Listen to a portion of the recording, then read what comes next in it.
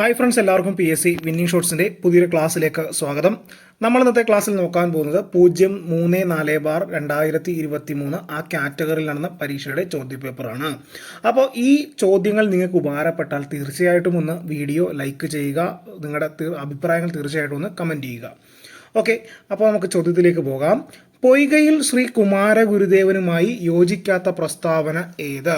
പത്തനംതിട്ട ജില്ലയിലെ ഇരവിപേരൂരിൽ ജനനം, പ്രത്യക്ഷ രക്ഷാ ദൈവസഭ സ്ഥാപിച്ചു, യോഗക്ഷേമ സഭയുമായി ചേർന്ന് പ്രവർത്തിച്ചു, ശ്രീമൂലം പ്രജാസഭയിൽ 1921 31 അംഗമായി.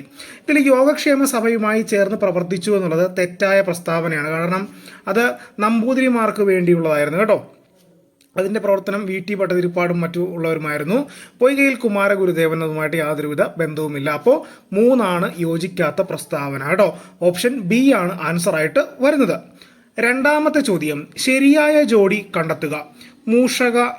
മൂഷകവംശകാവ്യം അതുലൻ, തുഫത്തുൽ മുജാഹിദീൻ മക്തിത്തങ്ങൾ, കേരളപ്പഴമ ഹെർമൻ ഗുണ്ടർട്ട്, കേരള സിംഹം CV രാമൻ പിള്ള.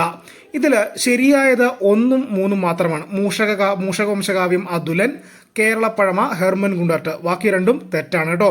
2ഉം 4ഉം തെറ്റാണ്. അപ്പോൾ ഓപ്ഷൻ D ആണ് ആൻസർ ആയിട്ട് വരുന്നത്. മൂന്നാമത്തെ ചോദ്യത്തിലേക്ക് പോകാം. ഇന്ത്യൻ നാഷണൽ കോൺഗ്രസ് സംഘടനയുമായി യോജിക്കാത്ത പ്രസ്താവന ഏതെന്നാണ് ചോദിച്ചേക്കുന്നത്. ഇന്ത്യൻ നാഷണൽ കോൺഗ്രസിന്റെ ആദ്യത്തെ സെക്രട്ടറി WC ബാനർജി ആയിരുന്നു. INCന്റെ ആദ്യ സമ്മേളനം നടത്താൻ തീരുമാനിച്ചത് പൂനെയിലായിരുന്നു. INCന്റെ ആദ്യ സമ്മേളനത്തിൽ പങ്കെടുത്തത് 72 പേരായിരുന്നു. INC രണ്ടാം സമ്മേളനം നടന്നത് മദ്രാസിലായിരുന്നു. ഇതിൽ യോജിക്കാത്ത പ്രസ്താവന എന്ന് പറഞ്ഞാൽ 1ഉം 4ഉമാണ് കേട്ടോ. ഇന്ത്യൻ നാഷണൽ കോൺഗ്രസിന്റെ ആദ്യത്തെ സെക്രട്ടറി WC ബാനർജി ആയിരുന്നു എന്നുള്ളതും, അതേപോലെ തന്നെ INC രണ്ടാം സമ്മേളനം നടന്നത് മദ്രാസിലായിരുന്നു എന്നുള്ളതും തെറ്റായ പ്രസ്താവനയാണ്, യോജിക്കാത്തതാണ്. 1ഉം 4ഉമാണ്. ഓപ്ഷൻ D ആണ് ആൻസർ ആയിട്ട് വരുന്നത്. ഇനി നാലാമത്തെ ചോദ്യത്തിലേക്ക് പോകാം. ഭാഷാടിസ്ഥാനത്തിലുള്ള സംസ്ഥാന പുനഃസംഘടനയുമായി ബന്ധപ്പെട്ട ശരിയായ പ്രസ്താവന കണ്ടെത്തുക. 1953 ഒക്ടോബർ 1 ആന്ധ്ര സംസ്ഥാനം നിലവിൽ വന്നു. 1956 14 സംസ്ഥാനങ്ങളും 6 കേന്ദ്രഭരണ പ്രദേശങ്ങളും ഭാഷാടിസ്ഥാനത്തിൽ രൂപീകരിക്കപ്പെട്ടു. 1953 നിലവിൽ വന്ന ഭാഷാടിസ്ഥാനത്തിലുള്ള സംസ്ഥാന പുനഃസംഘടനാ കമ്മീഷനിൽ ഫസൽ അലി, എസ് കേദർ, പട്ടാഭി സീതാരാമയ്യ എന്നിവർ അംഗങ്ങളായിരുന്നു. ആന്ധ്ര സംസ്ഥാന രൂപീകരണത്തിന് വേണ്ടി പൊറ്റി ശ്രീരാമലു മരണം വരെ നിരാഹാരം അനുഷ്ഠിച്ചു. ഇതിൽ മൂന്നാമത് കൊടുത്തിരിക്കുന്നത് തെറ്റാണ്. അപ്പോൾ ശരിയായ പ്രസ്താവന എന്ന് വെച്ചിട്ടുണ്ടെങ്കിൽ 1, 2, 4 ഓപ്ഷൻ C ആണ് ആൻസർ ആയിട്ട് വരുന്നത്. അഞ്ചാമത്തെ ചോദ്യത്തിലേക്ക് നമുക്ക് പോകാം. ഇത് ക്യാൻസൽ ചെയ്ത ചോദ്യമാണ് കേട്ടോ. ഫ്രഞ്ച് വിപ്ലവവുമായി ബന്ധപ്പെട്ട് യോജിക്കാത്ത പ്രസ്താവന കണ്ടെത്തുക. ഇതിൽ PSC ക്യാൻസലാക്കിയ ചോദ്യമാണ് കേട്ടോ. ആറാമത്തെ ചോദ്യം, ഐക്യരാഷ്ട്രസഭയുമായി ബന്ധപ്പെട്ട ശരിയായ പ്രസ്താവന കണ്ടെത്തുക എന്നതാണ് ചോദിച്ചേക്കുന്നത്. UN കാലാവസ്ഥാ വ്യതിയാന സമ്മേളനം COP27 2022 നവംബറിൽ ഈജിപ്തിലാണ് നടന്നത്. ഐക്യരാഷ്ട്രസഭയുടെ ഇപ്പോഴത്തെ സെക്രട്ടറി ജനറൽ അന്റോണിയോ ഗുട്ടറസ് ആണ്. 2022 മനുഷ്യാവകാശ ദിന മുദ്രാവാക്യം എല്ലാവർക്കും അന്തസ്സും സ്വാതന്ത്ര്യവും നീതിയും എന്നുള്ളതാണ്. മനുഷ്യാവകാശങ്ങളുടെ സാർവത്രിക പ്രഖ്യാപനത്തിന്റെ 75ാം വാർഷികം ഐക്യരാഷ്ട്രസഭ 2022 ഡിസംബർ 10 ആഘോഷിച്ചു. ഇതിൽ 1ഉം 2ഉം 3ഉം ശരിയാണ്. 4ാമത്തെ ഓപ്ഷൻ തെറ്റാണ്. അപ്പോൾ ശരിയായ പ്രസ്താവന കണ്ടെത്താനാണ് നമ്മൾ ചോദിച്ചേക്കുന്നത്. ഓപ്ഷൻ A ആണ് ആൻസർ ആയിട്ട് വരുന്നത് കേട്ടോ. ഓപ്ഷൻ A ആണ്. ഏഴാമത്തെ ചോദ്യത്തിലേക്ക് പോകാം. ഭൂമിയുടെ ആന്തരിക ഘടനയുമായി ബന്ധപ്പെട്ട ശരിയായ പ്രസ്താവന ഏത്? ഭൂവൽക്കത്തിലെ ഭൂഖണ്ഡങ്ങളുടെ ഭാഗം സിയാൽ എന്നും സിയാലിന് താഴെ കടൽത്തറ ഭാഗം സിമ എന്നും അറിയപ്പെടുന്നു. ഭൂവൽക്കവും മാൻഡിലും തമ്മിലുള്ള വേർതിരിക്കുന്ന വരമ്പാണ് ഗുട്ടൻബർഗ് വിച്ഛിന്നത. ഭൂവൽക്കവും പുറക്കാമ്പും ചേരുന്നതാണ് ലിത്തോസ്ഫിയർ. മാൻഡിലിന്റെ ദുർബലമായ മുകൾ ഭാഗത്തെ അസ്തനോസ്ഫിയർ എന്ന് വിളിക്കുന്നു. ഇതിലെ ശരിയായ പ്രസ്താവന എന്ന് വെച്ചാൽ 1ഉം 4ഉമാണ് കേട്ടോ. 1ഉം 4ഉമാണ് ശരിയായ പ്രസ്താവനകൾ. ഓപ്ഷൻ A ആണ് ആൻസർ ആയിട്ട് വരുന്നത്. എട്ടാമത്തെ ചോദ്യം നമുക്ക് നോക്കാം. താഴെ പറയുന്നവയിൽ ശരിയായ ജോഡി ഏതാണ് ചോദിച്ചേക്കുന്നത്. അതിൽ ട്രോപ്പോസ്ഫിയർ, അയോണോസ്ഫിയർ, സ്ട്രാറ്റോസ്ഫിയർ, മിസോസ്ഫിയർ ഒക്കെ കൊടുത്തിട്ടുണ്ട്. ട്രോപ്പോസ്ഫിയറും ഇതിൽ അതേപോലെ തന്നെ ട്രോപ്പോസ്ഫിയർ കാലാവസ്ഥാ പ്രതിഭാസങ്ങൾ എന്നുള്ളതും, അതേപോലെ തന്നെ അയണോസ്ഫിയർ റേഡിയോ തരംഗങ്ങൾ എന്നുള്ളതുമാണ് ശരിയായ ജോഡികൾ. ബാക്കി രണ്ടും എന്താണ്? തെറ്റാണ്. 3ഉം 4ഉം തെറ്റാണ് കേട്ടോ. ഓപ്ഷൻ B ആണ് ആൻസറേ. ഓപ്ഷൻ ബി ആണ് ആൻസർ. 9ാമത്തെ ചോദ്യത്തിലേക്ക് പോകാം. ശരിയായ ജോഡി കണ്ടെത്തുക. ഹിമാലയ മടക്കുപർവ്വതം, വിന്ധ്യ സത്പുര അവശിഷ്ടപർവ്വതം, ആരവല്ലി ഖണ്ഡപർവ്വതം, ബാരൻ ദ്വീപുകൾ അഗ്നിപർവ്വതം. ഇതിൽ ശരിയായത് 1ഉം 4ഉമാണ്. ഹിമാലയ മടക്കുപർവ്വതം, ബാരൻ ദ്വീപുകൾ അഗ്നിപർവ്വതം കേട്ടോ. അത് രണ്ടുമാണ് ശരി. ഓപ്ഷൻ ബി ആണ് ആൻസർ ആയിട്ട് വരുന്നത് കേട്ടോ. ഓപ്ഷൻ ബി കേട്ടോ. 10ാമത്തെ ചോദ്യം നോക്കാം. താഴെ പറയുന്നവയിൽ ശരിയായ പ്രസ്താവന കണ്ടെത്തുക. അർദ്ധശാസ്ത്രത്തിൽ ചൂർണി എന്ന് പരാമർശിക്കുന്നത് പെരിയാർ നദിയെയാണ്. ചാലക്കുടി പുഴ ആനമലയിൽ നിന്ന് ഉത്ഭവിച്ചിരിക്കുന്നു. പമ്പ നദി അഷ്ടമുടി കായലിൽ ചേരുന്നു. കബനി നദി കാവേരി നദിയിൽ ചേരുന്നു. ഇതിൽ ശരിയായ പ്രസ്താവന എന്ന് വെച്ചാൽ 1, 2, 4 ആണ്. 1, 2, 4. കാരണം പമ്പ നദി പതിക്കുന്നത് വേമ്പനാട്ട് കായലാണ് കേട്ടോ. അഷ്ടമുടി കായലല്ല, വേമ്പനാട്ട് കായലിലാണ്. അത് തെറ്റാണ് കേട്ടോ. അപ്പോൾ ഓപ്ഷൻ സി ആണ് ആൻസറേ. ഓപ്ഷൻ സി ആണ് 1, 2, 4 ശരി. 11ാമത്തെ ചോദ്യം നമുക്ക് നോക്കാം. അതും ശരിയായ ജോഡി കണ്ടെത്തുക എന്നുള്ളത് തന്നെ ചോദിച്ചേക്കുന്നത്. Pong dam Chambal, Mettur dam Kaveri, Tehri dam Bhagirathi നദി, ജവഹർ സാഗർ ഡാം ബിയാസ്. ഇതിൽ 2ഉം 3ഉമാണ്. മേട്ടൂർ ഡാം കാവേരി, തെഹരി ഡാം ഭഗീരഥി എന്ന നദി. ഇതാണ് ശരിയായ ജോഡി എന്ന് പറഞ്ഞാൽ. ബാക്കി രണ്ടും തെറ്റാണ് കേട്ടോ. ബാക്കി രണ്ടും തെറ്റാണ്.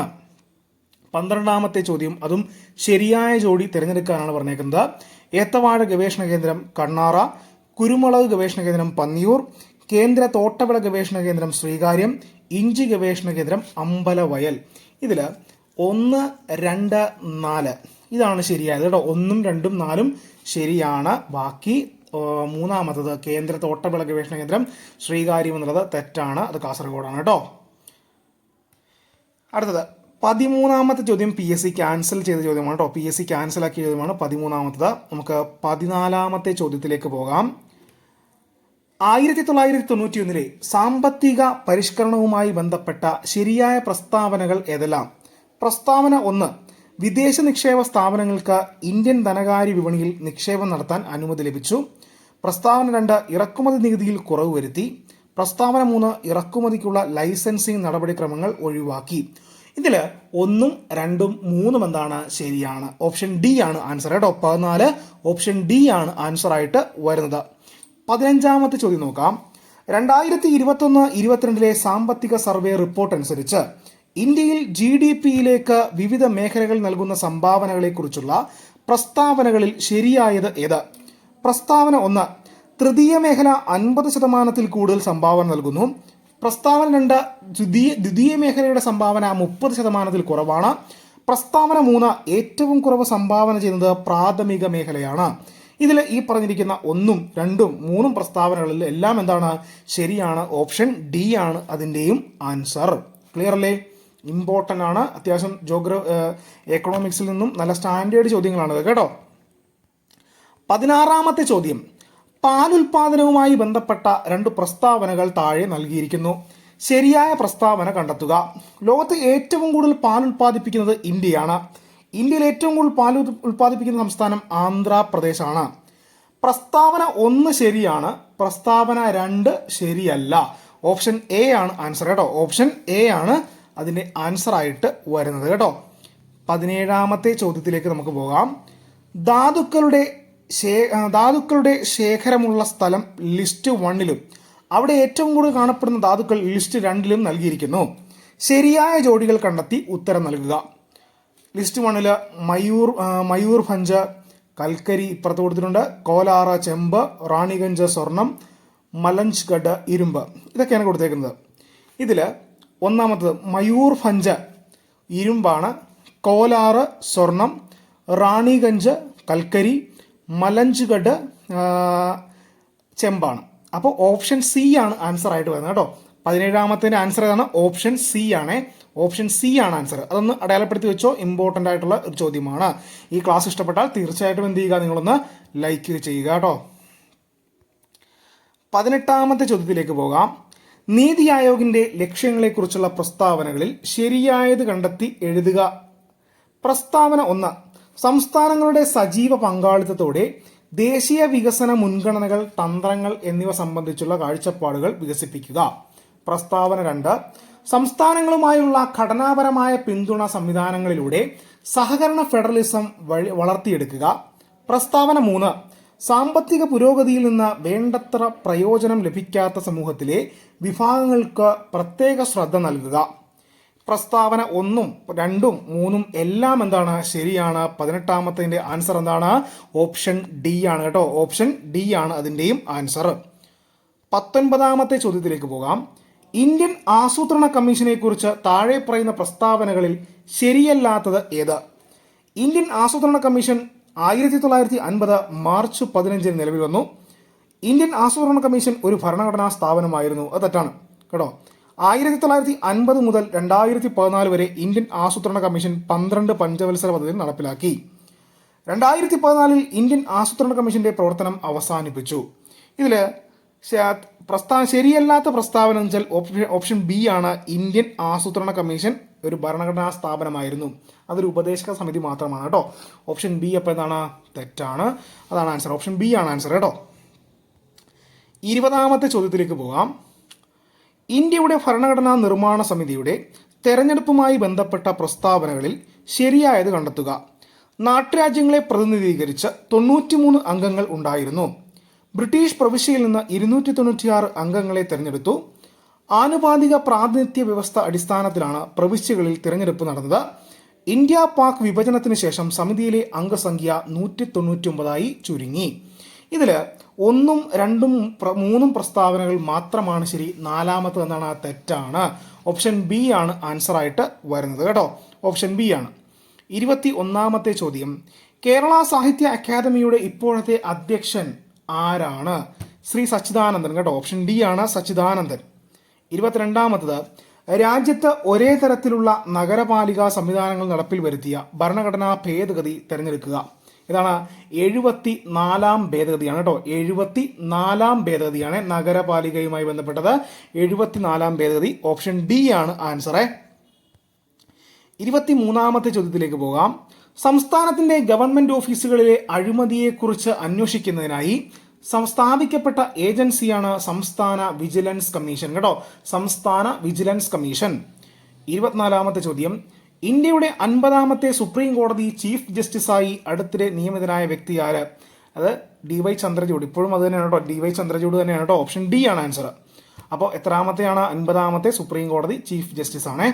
25ാമത്തെ ചോദ്യം നോക്കാം. സേവന അവകാശ നിയമവുമായി ബന്ധപ്പെട്ട പ്രസ്താവനകളിൽ ശരിയായത് തിരഞ്ഞെടുക്കുക. ഓരോ ഓഫീസിലും നൽകുന്ന സേവനങ്ങൾ ലഭ്യമാക്കുന്ന കാലപരിധി വ്യക്തമാക്കണം. അർഹതപ്പെട്ട സേവനം നിശ്ചിത പരിധിക്കുള്ളിൽ ലഭ്യമാക്കിയില്ലെങ്കിൽ ഉത്തരവാദിത്തപ്പെട്ട ഉദ്യോഗസ്ഥൻ പിഴ കൊടുക്കണം. എല്ലാ ഓഫീസുകളിലും അപേക്ഷകൾക്ക് മാർഗനിർദ്ദേശം നൽകുന്നതിന് ഒരു ഉദ്യോഗസ്ഥനെ നിയമിക്കണം. ഈ പറഞ്ഞിരിക്കുന്ന എല്ലാ പ്രസ്താവനകളും എന്താണ്? ശരിയാണ്. ഓപ്ഷൻ എ ആണ് ആൻസർ ആയിട്ട് വരുന്നത്. 26ാമത്തെ ചോദ്യത്തിലേക്ക് നമുക്ക് പോകാം. താഴെ തന്നിരിക്കുന്നതിൽ ഇന്ത്യൻ ഭരണഘടനയുടെ ആമുഖത്തിൽ പരാമർശം ഇല്ലാത്ത ആശയം ഏത്? വോട്ടവകാശമാണ് കേട്ടോ. ഓപ്ഷൻ ഡി വോട്ടവകാശം. ഇന്ത്യയിലെ ആദ്യത്തെ ടെക്നോളജി പാർക്ക് സ്ഥിതി ചെയ്യുന്നത് എവിടെയാണ്? തിരുവനന്തപുരം കേട്ടോ. ടെക്നോ പാർക്കാണ് കേട്ടോ. Techno park തിരുവനന്തപുരമാണ്. 28ാമത്തെ ചോദ്യം. മൗലിക കടമകൾ ഉൾക്കൊള്ളുന്ന ഭരണഘടനാ വകുപ്പ് ഏത്? ആർട്ടിക്കിൾ 51A ആണ്. 51A. 29ാമത്തെ ചോദ്യം. കേരളത്തിലെ സ്കൂളുകളുടെ മികവിൻ്റെ കേന്ദ്രങ്ങളാക്കി മാറ്റുക. ഹൈടെക് പദ്ധതി നടപ്പിലാക്കിയ പൊതുമേഖലാ സ്ഥാപനം ഏത്? കേരളത്തിലെ സ്കൂളുകളുടെ മികവിൻ്റെ കേന്ദ്രങ്ങളാക്കി മാറ്റുന്ന ഹൈടെക് പദ്ധതി നടപ്പിലാക്കുന്ന പൊതുമേഖലാ സ്ഥാപനം ഏതാണ്? Kerala state infrastructure and technology for education കേട്ടോ. ഓപ്ഷൻ ബി ആണ് ആൻസറേ. ഓപ്ഷൻ ബി ആണ് ആൻസർ ആയിട്ട് വരുന്നത്. ഇനി 30ാമത്തെ ചോദ്യം നോക്കാം. നമ്മുടെ മൗലികാവകാശങ്ങൾ സംബന്ധിച്ച തെറ്റായ പ്രസ്താവന തിരഞ്ഞെടുക്കുക. ഇതിൽ ഓപ്ഷൻ സി സ്വത്തവകാശം മൗലികാവകാശമാണെന്നുള്ളത് തെറ്റാണ്. എപ്പോഴും ചോദിക്കാറുള്ള ഒരു ചോദ്യമാണ് കേട്ടോ ഇത്. അപ്പോൾ നിങ്ങൾക്ക് ഈ ക്ലാസ് ഇഷ്ടമായാൽ തീർച്ചയായിട്ടും ഒന്ന് ലൈക്ക് ചെയ്യുക. ഇതിൻ്റെ സെക്കൻഡ് പാർട്ട് കൂടിയുണ്ട്. എല്ലാം കൂടി ഒരുമിച്ചിട്ടാൽ നിങ്ങൾക്ക് ബുദ്ധിമുട്ടാകുന്നുള്ളതുകൊണ്ടാണ്. ഇത് കൂടുതലും പ്രസ്താവന ചോദ്യങ്ങളായിരുന്നു. അപ്പോൾ അതൊന്ന് വായിച്ച് മനസ്സിലാക്കി നിങ്ങൾ എന്ത് ചെയ്യുക? ആൻസർ കണ്ടെത്താൻ ശ്രമിക്കുക. എല്ലാവർക്കും ജോലി കിട്ടട്ടെ. താങ്ക്